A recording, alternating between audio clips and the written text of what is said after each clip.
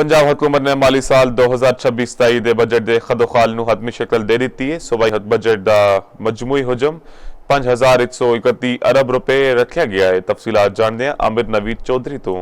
ਪੰਜਾਬ ਹਕੂਮਤ ਵਫਾਕ ਨੂੰ 570 ਅਰਬ ਰੁਪਏ ਦੀ ਮਾਲੀਆਤੀ ਰਿਆਇਤ ਫਰਾਹਮ ਕਰੇਗੀ ਤਾਂ ਜੇ ਵਫਾਕੀ ਮਾਲੀਆਤੀ ਖਸਾਰੇ ਵਿੱਚ ਕਮੀ ਤੇ IMF ਅਹਦਾਫ ਦੀ ਤਕਮੀਲ ਵਿੱਚ ਮਦਦ ਮਿਲ ਸਕੇ।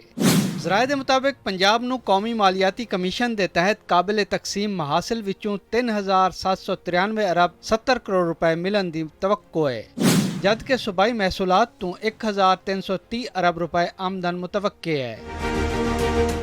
सूबाई हुकूमत के मजमूई अखराजात 3569 अरब 60 करोड़ रुपए तक पहुँचने का तखमीना लाया गया है, जबकि सूबे कोल 1562 अरब 20 करोड़ रुपए का मालियाती तरक्याती स्पेस दस्तियाब होगा।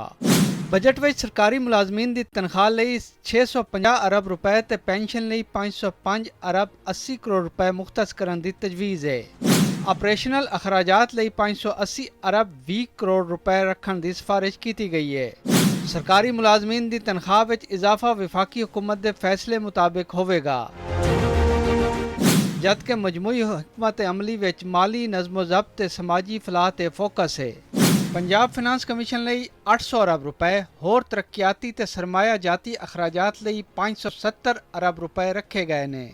ਸਰਮਾਇਆਕਾਰੀ ਪ੍ਰੋਗਰਾਮਸ ਲਈ 221 ਅਰਬ 90 ਕਰੋੜ ਰੁਪਏ, ਬੈਰੂਨੀ ਮਾਮਲਤ ਦੇ ਮਨਸੂਬਿਆਂ ਲਈ 54 ਅਰਬ ਰੁਪਏ, ਸਮਾਜੀ ਤਹਫੁਜ਼ ਲਈ 25 ਅਰਬ ਤੇ ਸੁਥਰਾ ਪੰਜਾਬ ਪ੍ਰੋਗਰਾਮ ਲਈ 150 ਅਰਬ ਰੁਪਏ ਮੁਖਤਸ ਕੀਤੇ ਗਏ ਨੇ।